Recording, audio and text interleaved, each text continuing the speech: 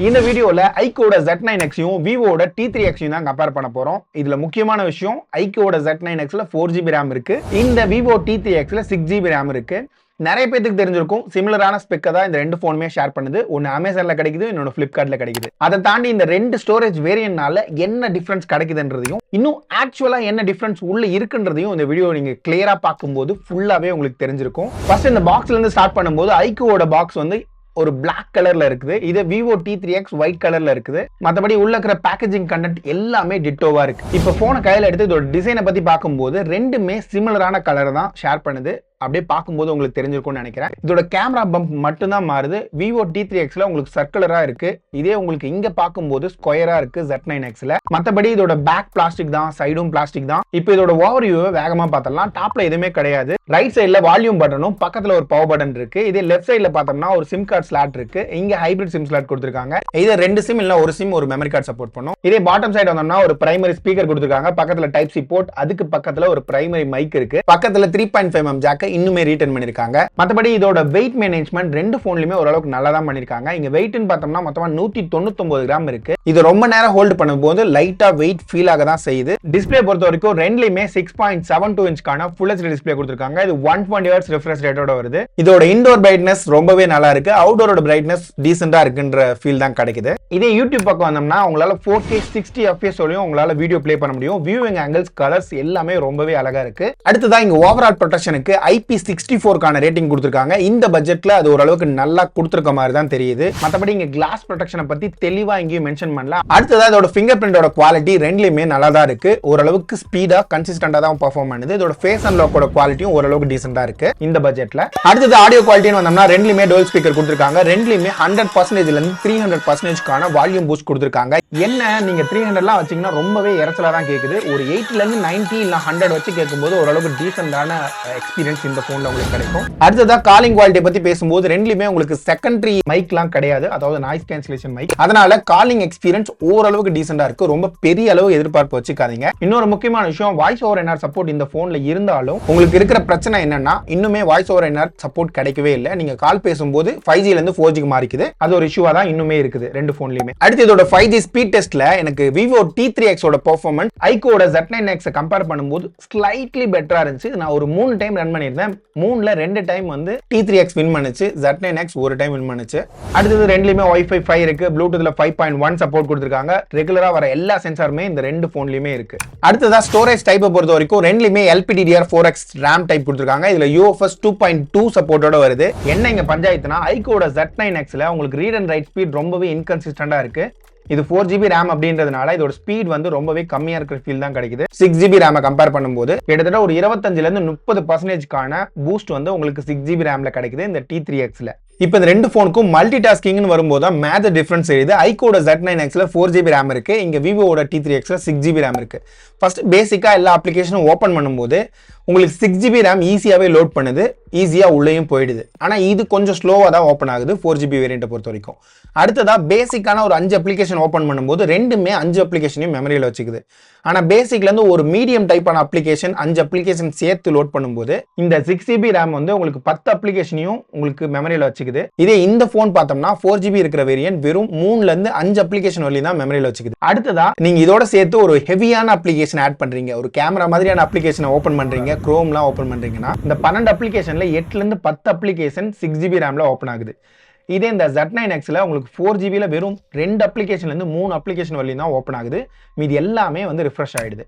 அடுத்ததா இந்த சமயத்துல உங்களுக்கு லேக் இந்த போன்ல 4GB RAMல அதிகமாவே ஸ்டார்ட் ஆகுது 6GB கம்பேர் பண்ணும்போது. அடுத்ததா கேமிங்லாம் ஓபன் பண்றீங்க அப்படின்னா அந்த சமயத்துல 6GB RAM ஓரளவுக்கு நல்லாவே மேனேஜ் பண்ணுது இந்த இடத்துலயும். ஆனா 4GB RAM அந்த இடத்துல டோட்டலாவே கவுந்துருது. வெறும் ஒரு அப்ளிகேஷன், அந்த கேமிங் அப்ளிகேஷன் மட்டும் தான் மெமரியில வச்சுக்குது, மீதி எதுவுமே மெமரியில இல்ல.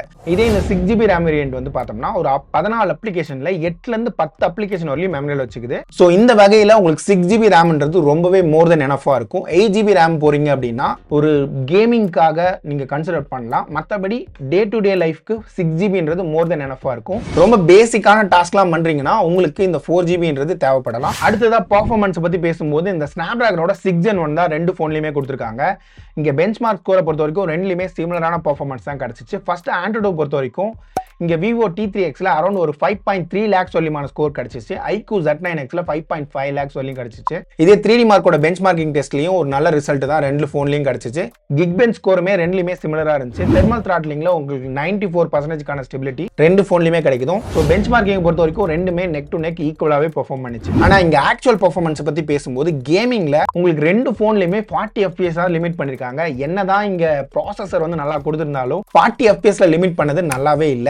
அது கொஞ்சம் மாத்திருக்கலாம். இந்த பேட்டில் கிரவுண்டை பொறுத்த வரைக்கும் கேம் பிளே பொறுத்த வரைக்கும் பேட்டில் கிரவுண்ட்ல ஒரு 30 மினிட்ஸ்ல இருந்து 45 மினிட்ஸ் விளையாடுறீங்கன்னா ஓரளவுக்கு ஸ்மூத்தான எக்ஸ்பீரியன்ஸ் கிடைச்சிச்சு. அதுக்கு மேல ரெண்டு போன்லயுமே ஃப்ரேம் டிராப் நோட்டீஸ் ஆகுது. இந்த இடத்துல உங்களுக்கு அரௌண்ட் 38ல இருந்து 40 டிகிரி செல்சியஸ் சொல்லியமான ஹீட் தெரியுது. பெரிய பஞ்சாயத்து இங்க COD விளையாடும் போது தான். இங்க COD மொபைல் நீங்க பிளே பண்ணும்போது உங்களுக்கு 6GB RAM வேரியன்ட்ல உங்களுக்கு 120 FPS சொல்லி கேம் பிளே சப்போர்ட் கொடுத்திருக்காங்க. ஆனா அந்த Iqoo Z9Xல 60ல இருந்து 90 FPS சொல்லியமான கேம் பிளே சப்போர்ட் தான் கொடுத்திருக்காங்க. இந்த Z9Xல வேணும்னே இது லிமிட் பண்ணிருக்காங்களா இல்ல 4GB RAMக்கு மட்டும் லிமிட் பண்ணிருக்காங்களான்றத பத்தி தெளிவான ஐடியா கிடையாது. இன்னொரு முக்கியமான விஷயம், கேம் பிளே பண்ணும்போது இதுல பெரிய ஹீட்டிங் கிடையாது T3Xல. ஆனா Z9Xல நல்லாவே ஹீட்டிங் ஃபீல் ஆச்சு. அரௌண்ட் ஒரு 43 டிகிரி செல்சியஸ் சொல்லியமான ஹீட்டிங் வந்து இந்த போன்ல ஃபீல் ஆச்சு எனக்கு. அடுத்ததான் இங்க பேட்டரிஸை பத்தி பேசும்போது ரெண்டு போன்லயுமே உங்களுக்கு 6000 mAh பேட்டரி கொடுத்திருக்காங்க. இங்க சார்ஜிங் டைமை பொறுத்த வரைக்கும் எனக்கு Vivo T3Xல 50% சார்ஜ் ஆகிறதுக்கு ஒரு 50 நிமிஷம் வரலையும் எடுத்துக்கிச்சு. இந்த Iqoo Z9X ஒரு 45 நிமிஷத்துல வந்து 50% சார்ஜ் பண்ணிடுச்சு. இதே ஃபுல் சார்ஜ் ஆகிறதுக்கு Iqoo Z9Xல 1 hour 34 minutes சொல்லி எடுத்துக்கிச்சு. Vivo T3Xல 1 hour 45 minutes சொல்லியமான டைம் எடுத்துக்கிச்சு. ஆனா எங்க பேட்டரி லைஃப் பொறுத்த வரைக்கும் டோட்டலா ரிவர்ஸ் கீழ போற மாதிரி இருந்துச்சு. என்ன மேட்டர்னு சொல்லிடுறேன். நான் என்னோட டெஸ்டிங் ப்ரொசீஜர்ல எக்கச்சக்கமான அப்ளிகேஷனை ஒரு சைட் பை சைட் கம்பேரிசன் பண்ணியிருந்தேன். இதை நான் வீடியோவும் ரெக்கார்ட் பண்ணியிருந்தேன். இந்த இடத்துல Iqoo Z9X கம்பேர் பண்ணும்போது Vivo T3X ஒரு 10% எக்ஸ்ட்ரா பேட்டரி லைஃப் கிடைக்குது. அது எதனாலன்னு தெரியல, ஏதோ ஆப்டிமைசேஷன் இஷ்யூ மாதிரி தெரியுது ரெண்டு போனை கம்பேர் பண்ணும்போது. இன்னொரு முக்கியமான விஷயம், இந்த டெஸ்டிங்ல எனக்கு ஓவரால் ஸ்கிரீன் ஆன் டைம்னு பார்த்தோம்னா Vivoட T3Xல ஒரு 8 hour 53 minutes வரலியமான ஸ்கிரீன் ஆன் டைம் கிடைச்சிச்சு. இந்த இடத்துல எனக்கு ஒரு 10% பேட்டரி ரிமைனிங் இருந்துச்சு. இதே Iqooட Z9Xல எனக்கு ஒரு 8 மணி நேரம் 43 நிமிஷம் வரலியமான பேட்டரி லைஃப் கிடைச்சிச்சு. இந்த இடத்துல பேட்டரி பர்சன்டேஜ் இன்னும் ஒரே ஒரு பர்சன்டேஜ் தான் லெஃப்டா இருந்துச்சு. அடுத்ததான் என்னென்ன அப்ளிகேஷன் எந்த மாதிரி கண்டிஷன்ல எவ்வளவு பேட்டரி ட்ரைன் பண்ணுச்சுன்னு நம்ம ரெகுலரான பேட்டரி சார்ட் இங்க நான் மென்ஷன் பண்ணிருக்கேன். இதுக்காக நான் ஒரு 24 ஹவர்ஸ்க்கு மேல டைம் ஸ்பெண்ட் பண்ணிருக்கேன் இந்த ரெண்டு போனுக்காகவும் டெஸ்டிங்காக மட்டும். ஸோ ஸ்கிப் பண்ணாம ஃபுல்லா பாருங்க.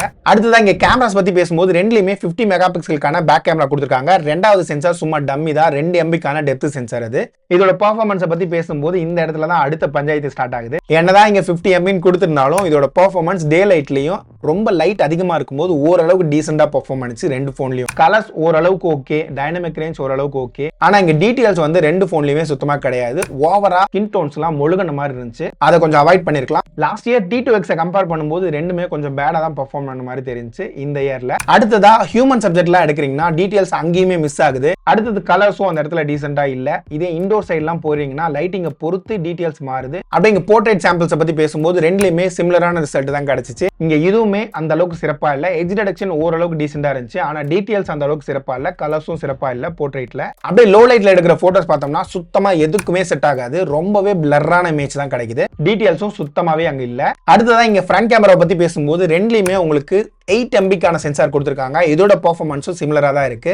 இந்த போன்ல எடுக்கிற போட்டோஸ்ல உங்களுக்கு டீடைல்ஸ் அந்த அளவுக்கு எதிர்பார்க்க முடியாது. போர்ட்ரேட் ஓரளவுக்கு ஓகேன்ற லெவலுக்கு இருக்கு. இந்த 8 MB சென்சார்லயும் உங்களுக்கு பெரிய எதிர்பார்ப்பு வச்சுக்காதீங்க. வீடியோஸை பொறுத்த வரைக்கும் பேக்ல உங்களுக்கு 1080p 30 FPS வரையும் சப்போர்ட் பண்ணும். 8GB வேரியன்ட் வச்சிருந்தீங்கன்னா மட்டும் 4Kல 30 FPS வந்து சப்போர்ட் பண்ணும். இருந்தாலும் இதோட ஃபுட்டேஜ் அந்த அளவுக்கு சிறப்பா இல்ல. ஓரளவுக்கு டீசென்டான அவுட்புட் நீங்க இதுல எதிர்பார்க்கலாம். இதே ஃப்ரண்ட் கேமரா சைடு வந்தோம்னா உங்களுக்கு 1080p 30 FPS வரையும் சப்போர்ட் இருக்கு. இங்க போர்ட்ரேட் வீடியோ அந்த மாதிரி எந்த ஒரு ஃபெசிலிட்டியும் கிடையாது. இதோட அவுட்புட் சொல்லிக்கிற அளவுக்கு இல்ல. சோ இந்த ரெண்டு போன்லயுமே கேமராக்கு நீங்க பெரிய எதிர்பார்ப்பு வச்சுக்காதீங்க. இப்போ இதோட சாஃப்ட்வேர் அப்டேட் பத்தி பேசும்போது ரெண்டு போன்லயுமே உங்களுக்கு Android 14 out of the box கொடுத்திருக்காங்க. ரெண்டுலயுமே Fun Touch OS 14 தான் வருது. ரெண்டு போன்லயுமே ப்ரீ லோடட் அப்ளிகேஷன் எக்கச்சக்கமாவே இருக்கு. ரெண்டுலயுமே ஒரு 52ல இருந்து 53 அப்ளிகேஷன் வரையும் லோடடாவே வருது. அடுத்ததா இங்க 2 வருஷத்துக்கான OS அப்டேட்டும் 3 வருஷத்துக்கான செக்யூரிட்டி பேட்ச் அப்டேட்டும் ப்ராமிஸ் பண்ணிருக்காங்க. அது ரெண்டுலயுமே சிறப்பான விஷயம் மாதிரி தான் தெரியுது. ஆனா இங்க நான் ஒரு விஷயத்தை நோட் பண்ணேன். இங்க டைனமிக் எஃபெக்ட்ல உங்களுக்கு Iqoo Z9Xல ஒரு 2-3 எஃபெக்ட் கம்மியா இருந்துச்சு இந்த Vivo T3X கம்பேர் பண்ணும்போது. அப்புறம் ரெண்டு போன்லயுமே அனிமேஷன்ஸை கட் பண்ணிருக்காங்க. இது எதுக்காகன்றது தெரியல. மற்றபடி ரெண்டு போன்லயுமே Fun Touch OS ஓட எல்லா ஃபீச்சர்ஸுமே உங்களுக்கு அவைலபிளா இருக்கு. ஒரு சில ஃபீச்சர்ஸை தவிர்த்து. ஃபைனலா இதோட பிரைசிங் பத்தி பேசும்போது வித் கார்டு ஆஃபரோட பார்த்தோம்னா ரெண்டுலயுமே சிமிலரான பிரைசிங் தான் லிஸ்ட் பண்ணிருக்காங்க. உங்களுக்கு 4GB 128GB வேரியன்ட் 12,500 ரூபாய்க்கும் 6GB 128GB வேரியன்ட் 13,500 ரூபாய்க்கும் 8GB 128GB வேரியன்ட் 15,000 ரூபாய்க்கும் ரெண்டு ஃபோனுமே கிடைக்கும். ஆனால் கார்டு ஆஃபர் இல்லாமல் பார்த்தோம்னா Iqoo Z9X Vivo T3X compare பண்ணும்போது ஒரு 500 ரூபாய் கம்மியாக கிடைக்குது. இங்கே பேஸ் வேரியன்டான 4GB 128GB வேரியன்ட் Iqoo Z9Xல 13,000 ரூபாய்க்கு ஸ்டார்ட் ஆகுது. இதே 6/128 14,500 ரூபாய்க்கும் 8GB 128GB வேரியன்ட் 16,000 ரூபாய்க்கும் கிடைக்குது. இதே Vivo T3X உங்களுக்கு 13,500 ரூபாய்க்கு 4GB 128GB வேரியன்ட்டும் 15,000 ரூபாய்க்கு 6GB 128GB வேரியன்ட்டும் 16,500 ரூபாய்க்கு 8GB 128GB வேரியன்ட்டும் கிடைக்குது. இந்த ரெண்டு போனோட பிரைசிங்கும் சிமிலர் தான். மொத்தத்தில் சில நேரங்களில் இது மாறி மாறி வரும் ஆஃபர்ஸை பொறுத்து. சரி, இந்த பிரைசிங் இந்த ஃபோன் ரெண்டுமே ஒர்த்தா இல்லையான்னு கேட்டால் ஓரளவுக்கு டீசென்ட் வேல்யூ ஃபார் மணி மாதிரி தான் தெரியுது. முக்கியமாக பேட்டரி லைஃப் ரெண்டு ஃபோன்லையுமே சிறப்பாக இருக்கு. என்ன Vivo T3Xல ஒரு 10% எக்ஸ்ட்ரா பேட்டரி லைஃப் கிடைக்குது. அது இல்லாமல் உங்களுக்கு கேமிங்கை பொறுத்த வரைக்கும் CODல உங்களுக்கு 120 FPS சொல்லி சப்போர்ட் T3Xல கிடைக்குது. Iqoo Z9X கம்பேர் பண்ணும்போது டைனமிக் எஃபெக்ட் அது மாதிரி சாஃப்ட்வேர் ஃபீச்சர்லாம் உங்களுக்கு T3Xல கொஞ்சம் அதிகமாக இருக்கு Z9X கம்பேர் பண்ணும்போது. மற்றபடி ரெண்டு ஃபோன்லையும் இருக்கிற மேஜர் நெகட்டிவ்னு பார்த்தோம்னா இதோட கேமரா தான். கேமிங் வந்து உங்களுக்கு PUBGல 40 FPS சொல்லி லிமிட் பண்ணிருக்காங்க. அது ரெண்டு மட்டும் தான் ரெண்டு ஃபோன்ல இருக்கிற மேஜர் நெகட்டிவ். ஸோ இதை பொறுத்து உங்களோட சாய்ஸை நீங்களே சூஸ் பண்ணிக்கலாம். இன்னொரு வீடியோவில் பார்க்குறேன். அது வரைக்கும் பாய்.